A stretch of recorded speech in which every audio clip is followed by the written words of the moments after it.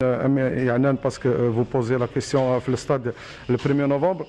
La pelouse du stade Endar, à chaque fois que la commission de la CAF sort pour l'homologation, il y a des réserves qui sont émises. Alhamdoulilah, les autorités ont accordé une enveloppe pour la réfection de cette pelouse. Il y a la publication de l'appel d'offres pour choisir pour une entreprise. Donc la publication, c'est donc les entreprises spécialisées de Guashtagui,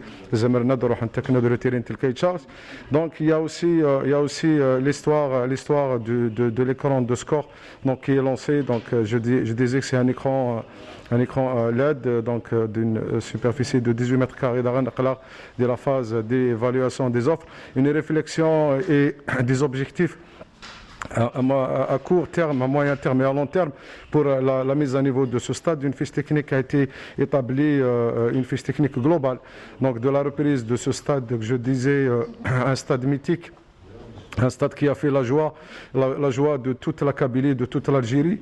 Donc Inch'Allah, dans ce sens pour le mettre à niveau, Inch'Allah. Et pour le nouveau stade, le nouveau stade, comme vous le savez, donc suite à la décision de Monsieur le Président de la République, donc le transfert de la gestion de toutes les infrastructures, les grands projets du ministère de la Jeunesse et des Sports, à savoir les 4 stades, ceux de Tizi Ouzou, Berraqi, Douira, Ouaran, ont été transférés au ministère de l'Habitat. Le ministère de l'Habitat actuellement travaille au quotidien pour la reprise de ce projet, Inch'Allah, dans les plus brefs délais. La rentrée des supporters, vous savez, c'était beaucoup plus lié à la situation sanitaire. Plusieurs fois lors des réunions en présence des membres de la JSK, était question de libérer petit à petit l'accès et l'entrée des supporters.